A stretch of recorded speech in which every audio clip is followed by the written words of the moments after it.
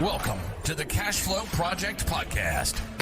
Are you looking to better your financial situation by increasing your cash flow? Too busy to hunt for real estate deals or don't know where to start? Then you're in the right spot. Join us as we dive in and talk about investing for cash flow using multifamily real estate. Welcome to the Cashflow Project podcast. I'm your host, Steve Furos with Tri-City Equity Group. Today, we've got Fred Moskowitz on the show. Fred is an educator and is a best-selling author. So I'm excited we'll talk about a little bit of his book a little bit later on, but glad to have him on.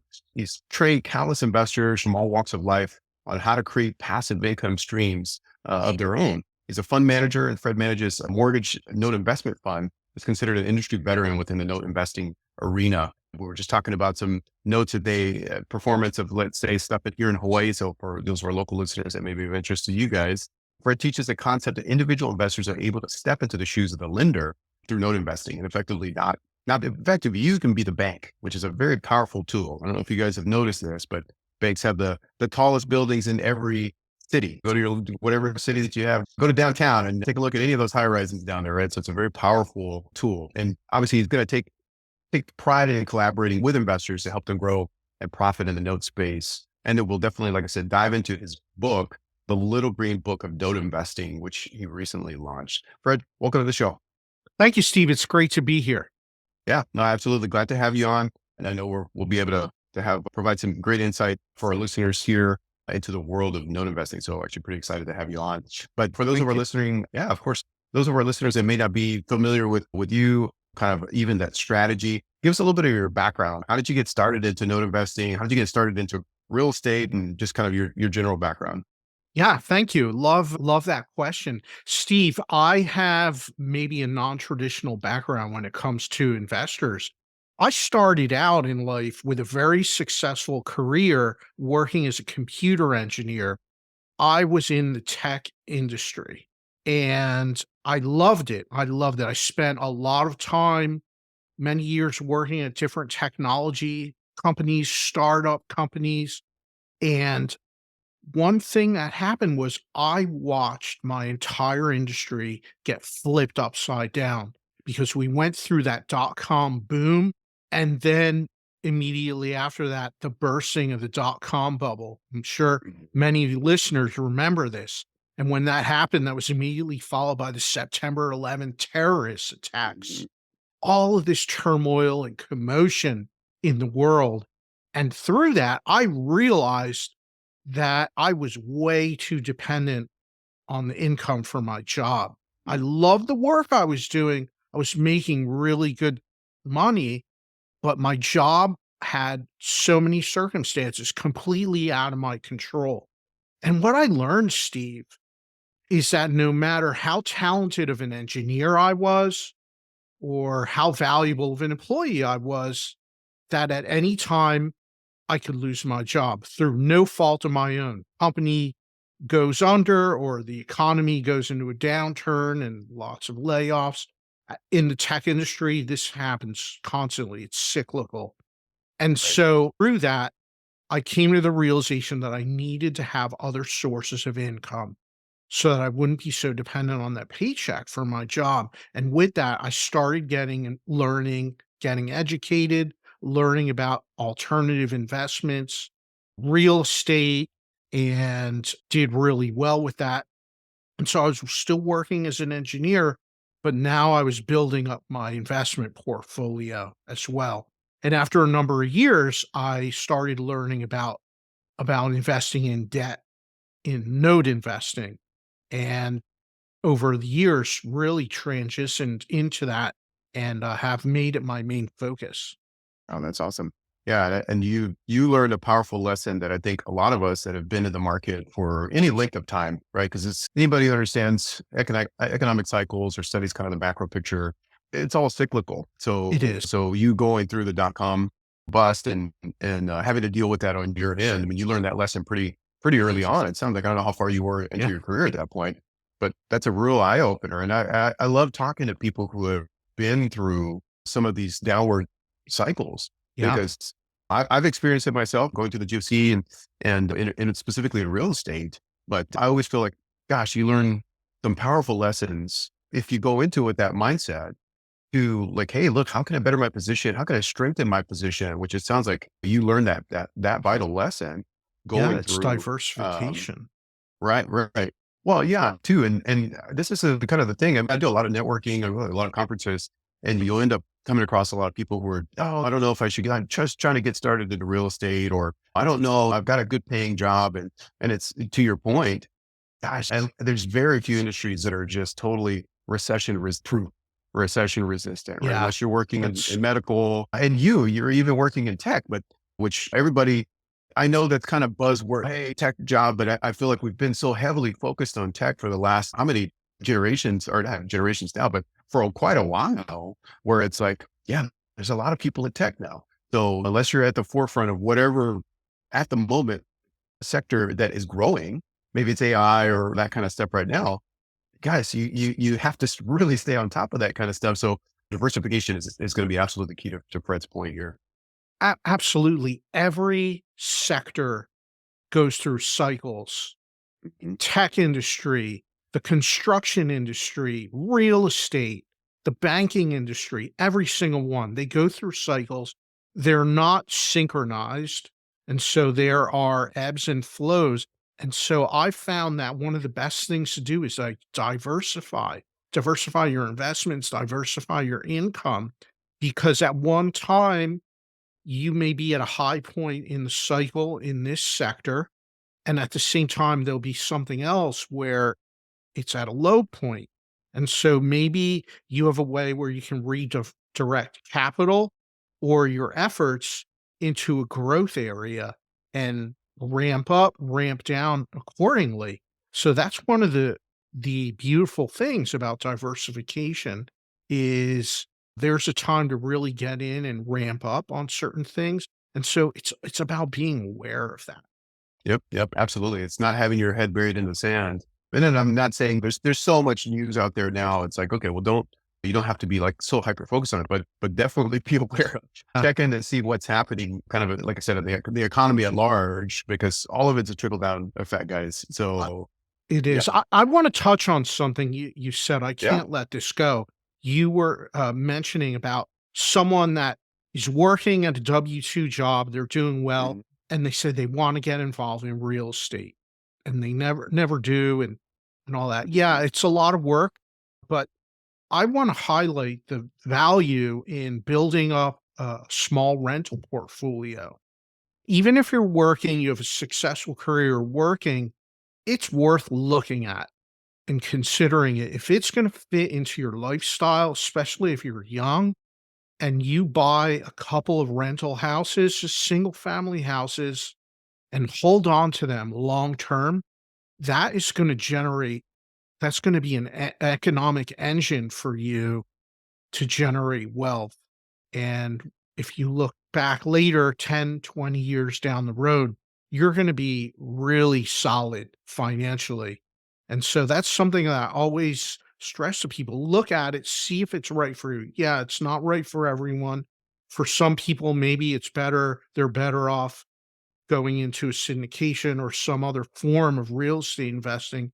But direct ownership, look into it because it can be life changing. I always say if you buy and own just four houses, what if all you did was buy one deal a year for 4 years and nothing else, and then hold them long term? That can be so impactful.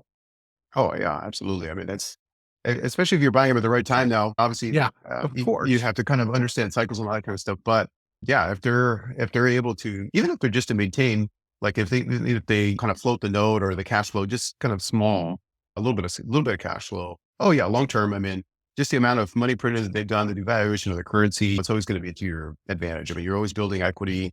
You have debt pay down and all that kind of good stuff, and then the assets continue to increase.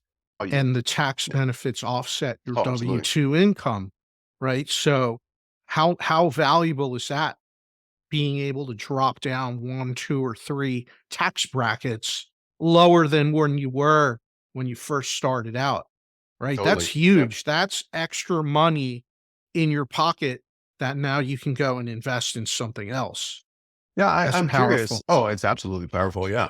I am curious, how did you get exposed, I guess, to real estate, right? Because you can tell us about it, maybe a deal early on, or just general exposure. Because like that, you're working at a totally unrelated field. Did you go to a seminar? Did you read the Purple Bible, right? Like for Rich Dad Poor Dad for most of us investors. Yeah, I'm just curious, like because you're in a completely different field. Yeah. What led you into any kind of involvement, let's say, in real estate? it's real basic. It's seeing a few people around me in my Mhm. immediate realm that did well with real estate. Mhm. And it wasn't a main focus for them, but they did exactly that. They bought a house, had it rented out, and held it a long time. That's it. And so I saw that multiple people in the relationships that I had. And so I realized, wow, this is something that I can do. It's not speculative. And when I started looking into it a little more, I said, oh, we get tax benefits too from this. Oh, we can rent out a house and it covers all the expenses and the mortgage, and there's a little bit left over too. And the property tends to appreciate over time in the long term. Mhm. So when I saw all of these things, I I was really intrigued. And then I started getting educated. And with that, I was opened up to so much more, including learning about note investing. Yeah, yeah. Fill us in a little bit too, for those of our listeners that, Yeah. you know what, hey, some of our guys are just used to commercial, kind of the multifamily, going to passive investor side on syndications. Some of our listeners are flippers. Some of our guys are wholesalers, or just what is note investing? Can you kind of fill us in, give us a little bit about, what that is? It may not have experience on that side. Yeah, absolutely. So lots of people know about investing in real estate, whether it's single family houses or commercial property or multifamily or vacation property, short term rentals. But what if we talk about investing in the paper, Mm. in the financing of those transactions, the notes and mortgages associated with all these properties? And Steve, let me tell you, it's a really interesting part of the real estate business.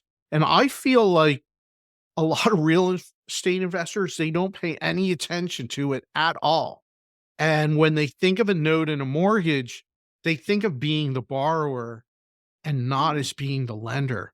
But when you get involved in note investing, it allows you to step across the aisle and become the bank. And the best part is that you get to transition from being the one making the monthly payments to being the one receiving the monthly payments. And so, what this does is it really stabilizes your income and cash flow. Yeah, totally agree. I mean, I'm all about, we can flip the tables, or at least if you get an understanding of the concept, right, Yeah. of being the bank and being able to do that. How do you work with investors to be able to do that? Like, are you teaching them to go out and become to hold the paper, or are you helping investors kind of, okay, well, hey, I need funds. Well, can I come to you? How does that work for you and your kind of business? Yeah. Great question. So, I do a lot of teaching and education for investors that want to invest and build a portfolio of loans and own them, as well as investors that want to invest passively. For some people, they love the idea of note investing, but they don't have time or they don't want to take on the risks and deal with the pitfalls of it. And so they'll invest in a note fund, and a note fund is professionally managed, and the fund managers raise capital, and then they'll pool all that together and go out in the secondary market and buy notes. And so the benefit for the investors is they're leveraging the fund manager's expertise and experience, the access to notes that they have, the relationships that they have. So there's a lot of ways. So I spend a lot of time on education and training. I wrote a great book about note investing and how to get started, how to get involved. And it's really wonderful, really wonderful. But there's so many different ways to approach it. And so a big part of what I do is having conversations about what's your goals and objectives, what's your timing and risk tolerance, and how would you like to go about doing this? What's the best approach for you? For each person, It's a very individual situation. Yeah, and this is something too, like, are you guys investing in, I know you're doing, the focus is single family, right? Residential, Yes. for, in terms of real estate. Is this nationwide? Is this, let's say I'm an investor looking to get involved. What kind of exposure are we looking at? Are you picking certain markets, or like, how does that part work? Well, for me, we buy nationwide. So that's what we Okay. look at. We look at residential mortgages all over the US.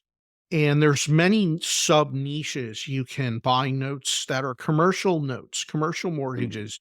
You could buy debt on just about everything that debt exists, whether it's single family homes or multifamily or auto loans. You can buy aviation debt, all these different things. But what's most common, what exists most of, are notes on residential properties. And there's a huge secondary market. And mm, I'm sure for all you listeners out there, you've had this experience. You went to buy a property or refinance a property, and you take out a mortgage, you sign all the loan docs at closing and escrow. And then within 2 to 3 months after closing, you get that letter in the mail from the lender saying, "Dear Mr. and Mrs. Homeowner, we're writing to advise you that your loan has been sold, and starting next month, please send your payments to the new lender." Happens all the time. Well, those loans they get traded on the secondary market. It happens every day. And the distinction is when loans get sold, they're sold at a discount. In other words, they're sold for less than the amount owed on the loan. And so for an investor, you can get really nice yields that are higher than what the borrower is paying on that note. So there's a lot of different strategies that I talk about and teach about, but that's a little bit of a look at the secondary market. It's gigantic. I mean, if you go on Fannie Mae, Freddie Mac's website, they publicly post every quarter all their loan sales. They do that out of disclosure, but those loans get sold, they get put into Wall Street products for a couple of years, and then those get broken down, and then all the loans get resold again. And so when we buy a note, it may have changed hands 5, 6, 7, 8, 9 times in the chain of ownership before it got to us as an individual investor. But that it's a little glimpse into the secondary mortgage market. yeah, how crazy is that? Like, for those of our listeners, it's like, do you even understand, like, that happens behind the scenes? I mean, and Fred's right. Pretty much, unless it's some type of a portfolio loan, unless the lender is keeping it in house, most all of that paper is just, it's immediately sold or within pretty short order, Yeah. and you will get that notification like, hey, you know what? Like, don't send your payment to this company anymore. Send it over here because the debt's been sold. The note's been sold. So yeah, super common. You're absolutely right. And yeah, I'm never, even though I'm fully aware that a lot of, let's say, other types of alternative notes are out there, let's say for aviation or boats or you name it, right? Somebody's put a loan on it. So there's got to be some kind of a secondary market out there for it. But yeah, almost guaranteed that if you're holding real estate at some point, like that's gone on and that's shuffled hands and kind of moved around Yeah. quite a bit. So yeah, no, oh, very cool. Now I am curious, like, how has that worked, right? Like, we've had a huge shift in, let's say, interest rates these last couple of years now. How does that factor into, let's say, you as a manager going out to try and secure the debt? I could see it being super advantageous now because we came out of this very low interest rate environment that we've had forever, for a really long time. Now we're in obviously much higher, a couple points higher, and then trying to project the future. How does that factor into your kind of your acquisitions process and how you guys are going about underwriting and whatnot? Yeah, that's a great question, Steve. The impact is not as much as you would think, and here's the reason why. We're buying notes that exist already. We're not originating them, which is a whole Mhm. different business model and strategy. We're buying notes that they were originated years ago, maybe 3 years Mhm. ago, 5 years ago, and so today's interest rates, it doesn't have that much of an impact, but it does have an impact on notes that are being originated right now. That's all. So, it's something to watch and something to see, but really you have to look at each note individually on its own merits and what's the interest rate that the borrower is paying on, and then you factor that in. But in the long run, in the larger scheme of things, notes with a lower interest rate, then they're going to garner a greater discount to in order to get the yields that investors want. Oh So yeah, if no, I for was sure. looking at a note that had a 3% interest rate on it, let's say, because it was originated back when the rates were that low, then Mhm. you just discount the note, and that's how that's how that's done. Yeah, okay. Yeah, pretty interesting 'cause So yeah, it like I said, impacts the pricing when on the resale value. So if you're not no, for sure. planning to resell the note, then you hold it and it is what it is. But the biggest thing with investors, Steve, is, and this question comes up all the time, why do notes get resold? It's not necessarily because there's something wrong with the note or there's a problem. Mhm. The biggest reason, and this goes for any investments, the biggest reason an asset gets sold is because the investor needs capital. They need to recapitalize because they're going into another deal that's more lucrative, that has a better opportunity cost, highest and best use of capital. And so that's why notes get sold. That's why any asset, a building, a property, real estate, that's why that will get sold, because the highest and best use at that time for that individual is to get liquid and put it into the next deal. Yeah, no, I'm actually glad that you answered that because that could be a very common question just in terms of like, well, hey, if this note's performing, and I'm assuming that's all that you're dealing in is Yep. performing at it, because there's that non-performing is a whole other category too. But it's like, well, why would they sell a perfectly good performing note, right? Like, why is that even available? Yeah, And why would someone sell a beautiful, perfect single-family home? Why? mhm, mhm. Because maybe it's no longer serving them. Maybe they need a larger house, smaller house, moving for a job. They're moving to Hawaii. Who knows? But with notes, it's the same thing. It comes Right. down more to a business decision in the capital. Are they buying a note investor getting into a larger pool of notes that they can get a nice discount on? Then they're willing to sell notes at a discount to raise cash quickly to get into the next deal. Happens all the time. Yep, yep. No, absolutely. And this is also kind of the difference in mindset, I think, between, let's say, a solo investor, right? Like somebody, okay, hey, I'm just buying long-term rentals, one house at a time, versus like institutional capital, right? Where it's like, nope, okay, hey, we're we are raising millions of dollars, tens of millions of dollars, hundreds of millions of dollars, and we need to kind of package all of this existing paper. We're going to move it so that we can go after maybe $1 billion acquisition or just something larger, right? Yeah. You're just reallocating capital. But again, this is kind of that difference in mindset and a strategy. Let's say that most residential investors and smaller investors are not typically used to thinking about, right? So I'm glad that you're Yeah. giving us some insight there. Well, tell us a little bit about your book. I know you got a recently published book. Yeah. Fill us in a little bit about that and kind of the impetus for that. Thank you. Thank you. Appreciate that. Yes, I wrote a book on note investing. It's called The Little Green Book of Note Investing. It's available on Amazon. And what I set out to do with this book is really to provide a introductory high-level overview of the entire notes business. What is note investing? How to get involved?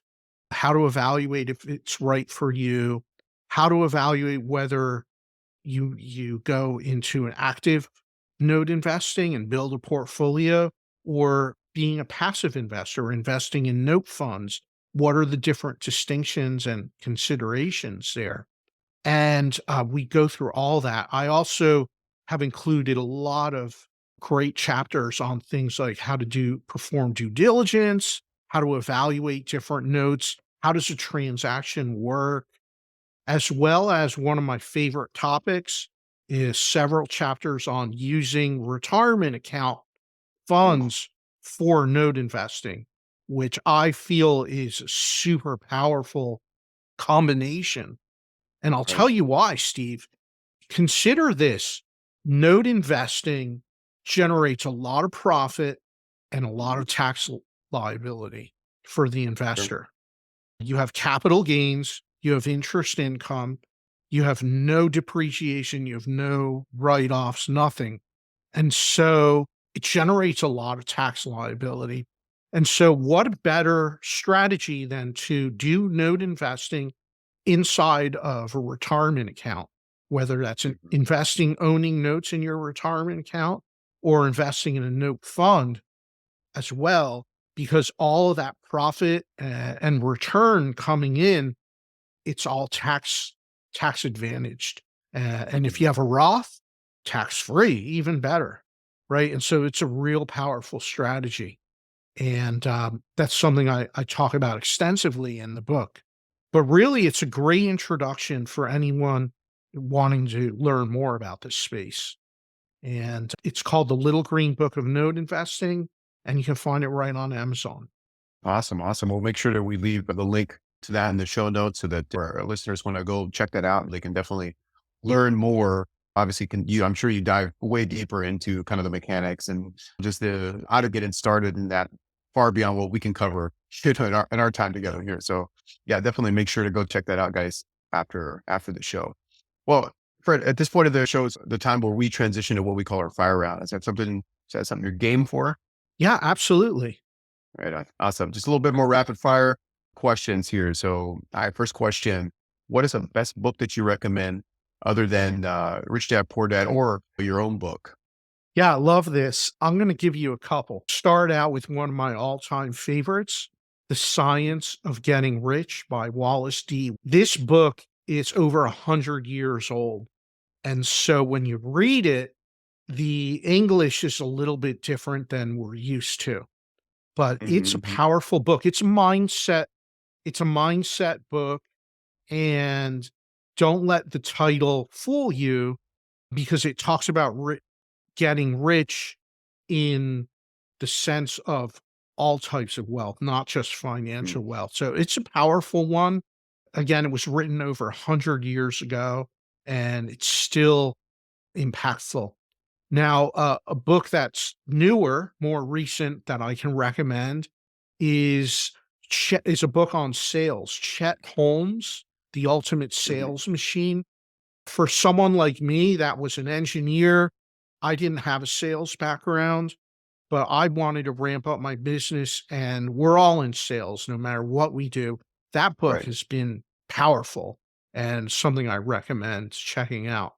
Awesome. Awesome. Yeah, definitely like to check it out. I've not, I don't think I've heard of that one. The Chet Holmes one, I think I have.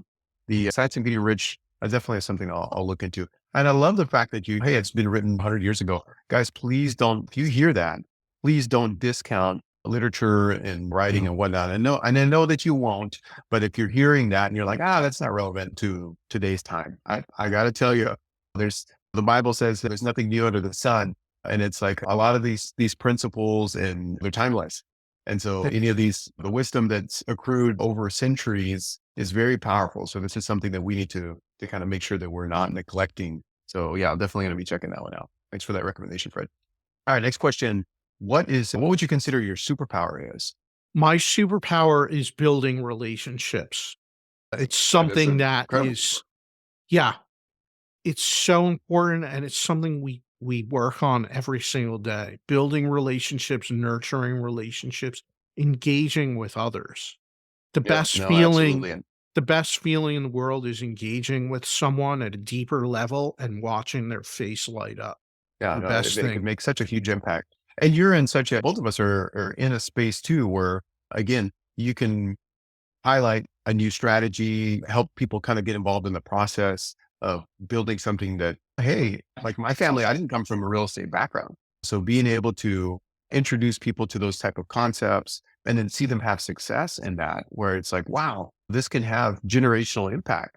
Now this can go beyond, hey, me just making it a better retirement for myself, although I can do that. But it's like, hey, you know what? Now I can have something that I can teach my kids or set up something where I can teach my kids, right? Or maybe the retirement account is not for me. You mentioned being able to invest with, let's say, Roth funds.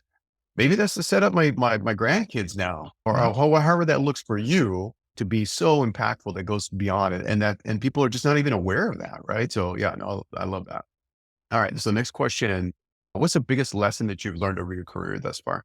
The biggest lesson, there's so many, so many. Don't be afraid to ask for help, right? Don't be afraid to ask for help. One of the best things that we can do is find someone else that has already achieved the thing that we want to do and go and ask them for help. Show up, ask for help, add value, and you'll be amazed at what happens through those interactions. Yeah, no, absolutely. And that will come back to what you mentioned already about building relationship. Because through that whole process, you're building relationship. And two, like even just the thought that I have with you sharing that, don't be afraid to ask for help. Like I said, this applies no matter what age that you are. You can be a master of what you do, let's say on the tech side, right? Let's say you're a computer engineer and gosh, I've been working in my field for 30 years or whatever. And you can't tell me anything more about what I'm learning, if that's a thing. But okay, well, hey, I want to learn about real estate investing now. All right. Well, I got to be afraid to not step out of my own comfort zone there, my own lane where I know everything to now to say, I don't know anything. And now I need to learn some more. So don't be afraid to kind of step out and ask questions, especially if you see somebody that's successful doing whatever it is that you want to do, right? Like Yeah. what's one of the reasons why we do shows like this, right? Where it's like, oh gosh, I want to know more about that. How do I do that? How do I get started? So And then for the busy working professional trying to work towards financial freedom, like what advice would you have for them? the advice I have is get out to in the world, go to events, conferences, workshops, because there's two things that will happen there is you're going to get education from the material that's presented and you'll learn. And guess who else is there? Right? Other investors, people that are successful, people that are maybe they have a deal they're raising money for, or a deal they're looking for people to partner in on with them. And maybe your next business partner that you didn't know is going to be at that event that you're going to meet. And so get out in the world and build relationships.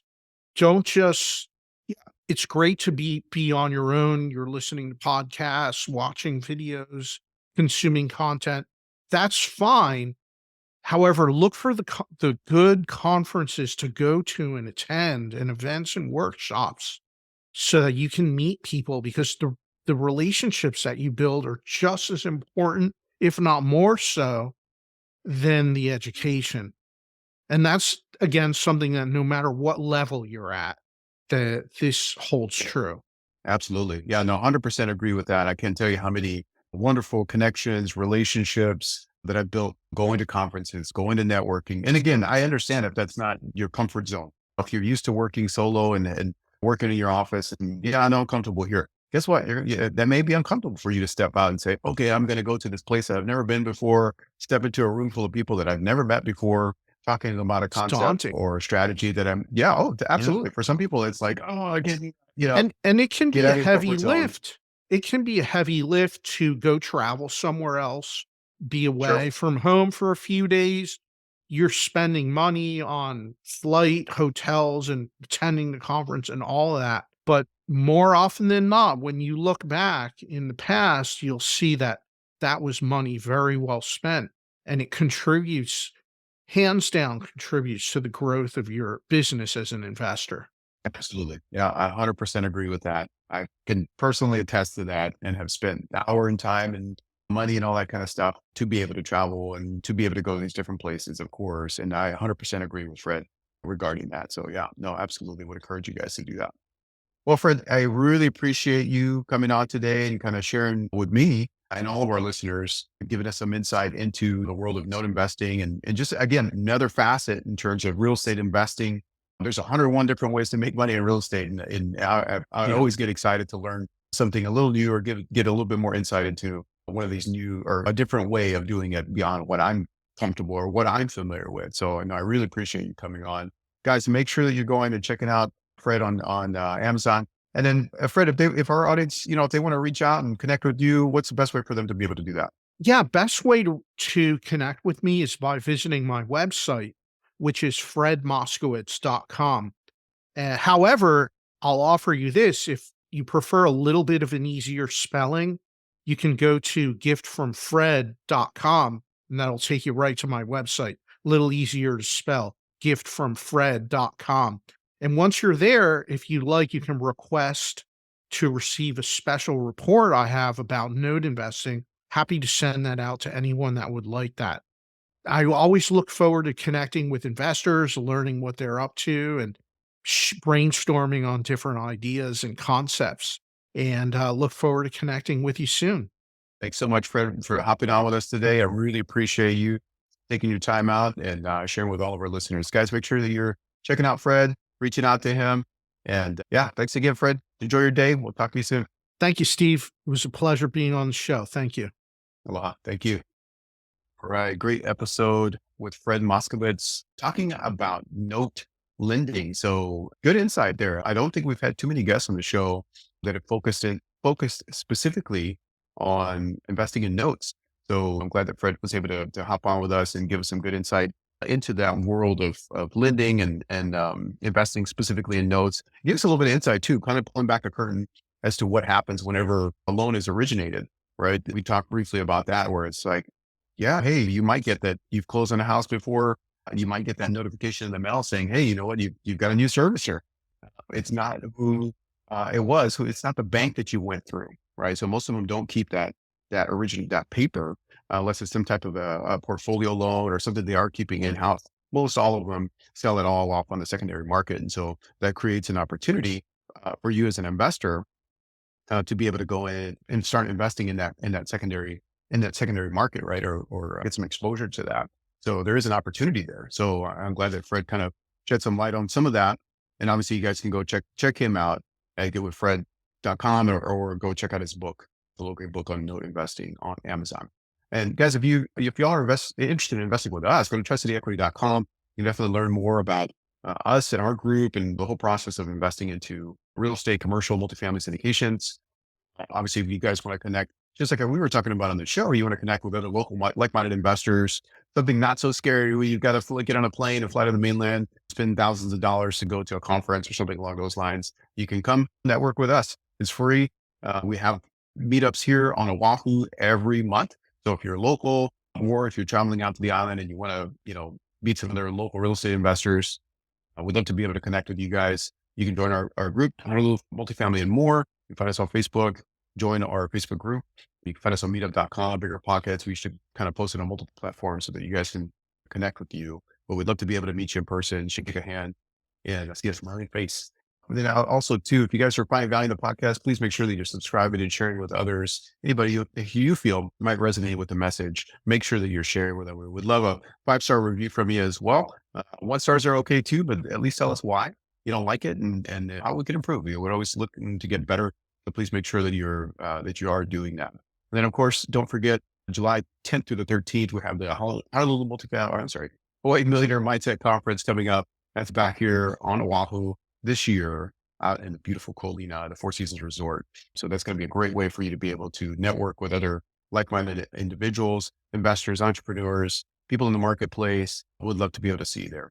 All right, guys, that's going to be it for today. And we will see you on the next show. Go out, take some action. Don't be afraid to be afraid. Step out of your comfort zone. Go learn a little bit more, network with some people, make some new contacts, go out, take some action. All right, guys, see you on the next one. Aloha.